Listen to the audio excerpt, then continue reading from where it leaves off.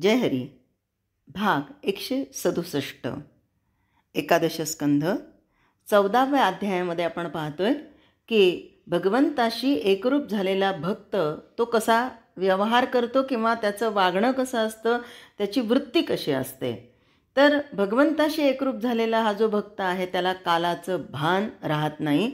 मग तो व्यवहारात गरीब असला, जातीनं हलका असला, अडाणी असला तरी भक्तिभावामुळं थोरपणाला चढला असं मानावं. यावरून हे लक्षात येईल की भगवंताच्या प्रेमाशिवाय इतर आचरण म्हणजे केवळ भ्रम होय. सत्यभाषण, दया, धर्म, विद्या, तप हे सगळ्या गोष्टी भक्तीशिवाय व्यर्थ होतात. भक्ती म्हणजेच पवित्रतेची मूर्ती होय. भगवंताची आवड एकदा का उत्पन्न झाली म्हणजे भक्त मोठ्या प्रेमानं त्यांचं नाम गातात, भजनात रंगून नाचतात आणि स्वस्वरूपाचा विचार निरंतर हृदयात ठेवतात.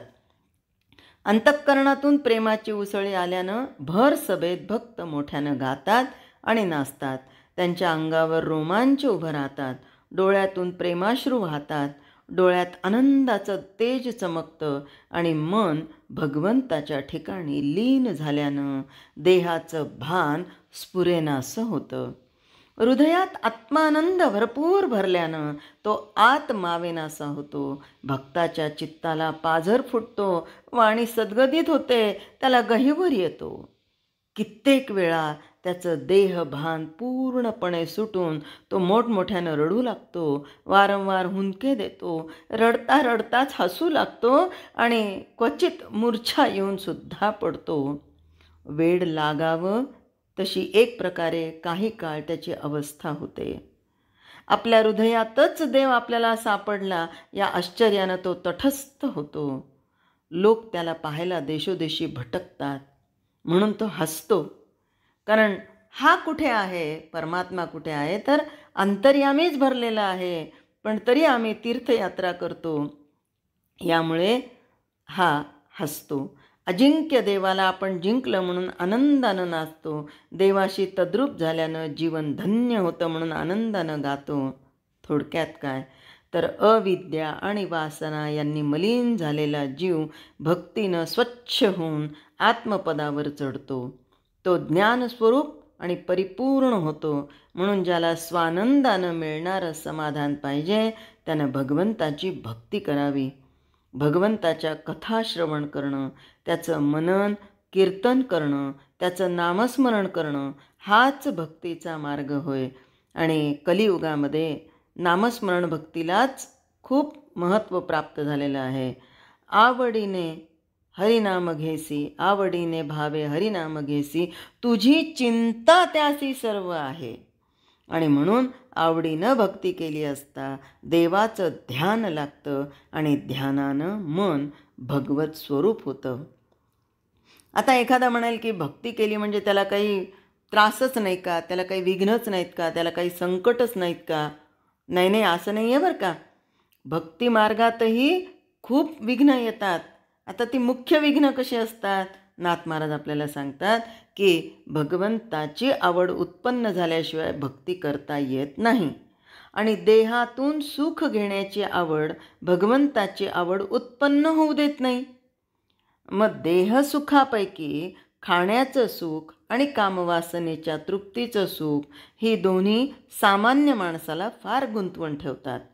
कामवासना प्रत्यक्ष भोगण्यापेक्षा तिचं चिंतन करणाऱ्या माणसाची म्हणजे स्त्रैणाची संगती फारच बाधक असते.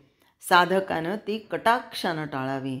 नाथ महाराज सांगतात की जो विषयाचं सारखं चिंतन करतो तो मनानं विषयरूप बनतो. तो सदा सर्वदा भगवंताचं चिंतन करतो जो तो ज्ञानस्वरूप बनून जातो. भगवंत स्वतः सिद्धपणे हृदयात राहतो. आवडीनं त्याचं चिंतन केलं तर जीवाचं बंधन सहज तुटतं आणि त्याला पूर्णतेचं समाधान मिळतं. इंद्रियांना दिसणारं दृश्य अगदी खऱ्यासारखं दिसतं तरी परिणामी नाश पावणारं असतं. ते भ्रमरूप असून केवळ भास मात्र असतं. त्यासाठी मोठे कष्ट करून ते मिळवलं तरी त्याच्या भोगापासून खरं समाधान होत नाही. दृश्य भोगांपैकी खाणं आणि कामवासना भोगणं याविषयी साधकानं विशेष सावध राहिलं पाहिजे. कामवासना प्रत्यक्ष भोगण्यानं मन मलिन होतं हे खरं, परंतु अत्यंत स्त्री लंपट पुरुषांची संगती झाली असता त्यापेक्षा अधिक हानी होते. म्हणून अगदी निवांत, प्रशस्त आणि पवित्र ठिकाणी आसन घालून बसावं. मग आळस झाडून टाकून वृत्ती सावध करावी आणि नंतर मनापासून भगवंताचं चिंतन करावं. आणि चिंतन करता करता काय होतं मग ध्यानाची गोडी लागते. प्राणायामानं मन आवरून ध्यान साधणं हा एक प्रकार, तर मानसपूजेमध्ये सगुण मूर्तीचं ध्यान करणं हा दुसरा प्रकार. पहिल्या प्रकारामध्ये योग मार्गानं जाणारा साधक अनाहत नाद साध्य करून कुंडलिनी शक्तीला जागृत करतो.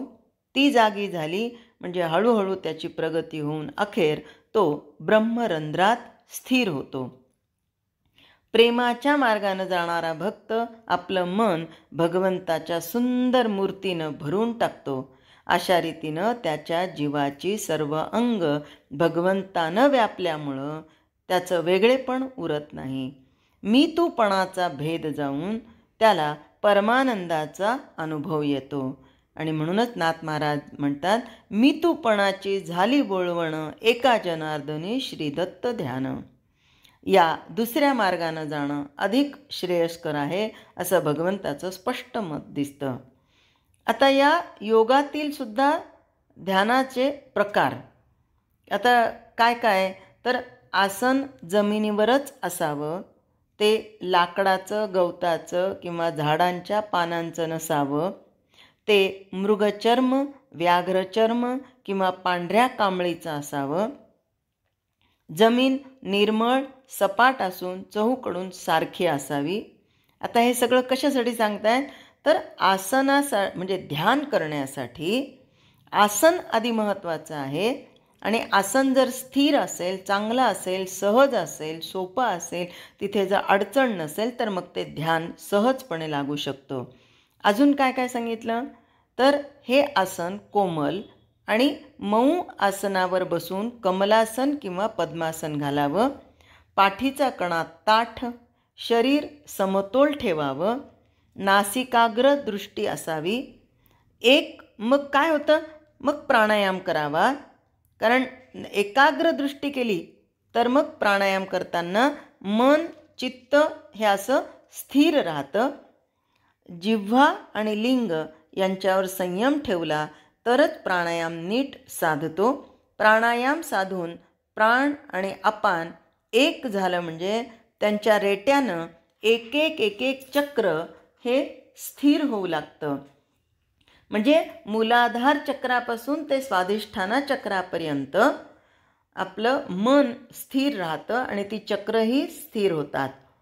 तिथे काही योगी ओंकाराचा अभ्यास करतात. प्रत्येकाच्या हृदयात घंटानादाप्रमाणे ओंकार सतत चाललेला असतो. तो अत्यंत सूक्ष्म असतो, पण तो प्राणायामानं प्राणावर ताबा आला म्हणजे ओंकार नादयुक्त होतो. वास्तविक प्रणवरूपी ओंकार स्वर, वर्ण, मात्रा आणि नाद यांच्या पलीकडे आहे. तो इंद्रियातीत ओंकार अभ्यासाच्या सामर्थ्यानं इंद्रियांना समजेसा होतो. ऊर्ध्वमुख असून अखंड झणत्कारयुक्त आणि नादमय असतो. तो स्थिर झाला म्हणजे त्याच्या नादात योगी रमतो. प्रणव आणि शुद्ध स्फुरण. आता हे प्रणव म्हणजेच काय, प्रणव म्हणजेच शुद्ध स्फुरण आणि त्याच्यातून अक्षर उत्पन्न होतात. मग शब्द बोलून गेल्यावर त्यात लीन होतात. प्रणवाच्या आधारानं 6ही चक्र जिंकून योगी ब्रह्मरंध्रापर्यंत जातो. त्याचे संपूर्ण विकल्प नाश पावतात आणि परमानंद रूप 17वी जीवनकला त्याला प्राप्त होते. जीवशिवाचं ऐक्य झाल्यामुळं तो एकटेपणानं शिल्लक राहतो. आता भक्तीच्या ध्यानाचे प्रकार म्हणजे काय, तर योग मार्गाचं वर्णन ऐकल्यावर रम्य असलं तरी ते मार्ग अत्यंत कठीण आणि कष्टाचा आहे. योगमार्ग अत्यंत कठीण आहे, त्यात मोठमोठी विघ्न आहेत. म्हणून त्याचा अधिकारी क्वचित सापडतो. त्याच्या उलट प्रेमानं चिंतन करण्याचा मार्ग अधिक सोपा असतो, यात शंकाच नाही. भक्तानं आपल्या हृदयात भगवंताच्या अत्यंत सुंदर मूर्तीचं ध्यान करावं. मूर्ती फार उंच नसावी, फार ठेंगणी नसावी, सगळी अवयव सारख्या प्रमाणात बाळसेदार, अंगलट उत्तम लक्षणांनी युक्त अशी आपल्यासमोर उभी आहे असं मनात आणावं. तिचं मुखकमल प्रसन्न असून अत्यंत रमणीय असावं. तिचे विशाल नेत्र, काळ्याभोर भुवया, सरळ नाक असं सगळं त्या भगवंताचं इथे नाथ महाराजांनी वर्णन करून सांगितलेलं आहे. त्या सर्वांग सुंदर मूर्तीकडे लक्ष लागलं म्हणजे मग तहान भूक विसरून जावी, आपलं देहभान नाहीसं व्हावं. ती मूर्ती जितकी कोमल असेल तितकी उत्तम. तिचं चिंतन करताना मन ऐकेनासं झालं तर विचारानं आणि निश्चयाच्या सामर्थ्यानं पुन्हा पुन्हा ध्यान धरावं.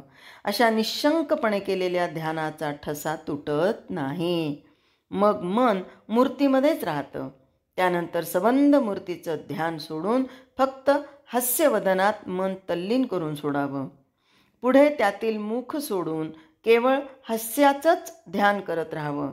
शेवटी हास्यही सोडून त्यातील आनंदावर मन तल्लीन करावं.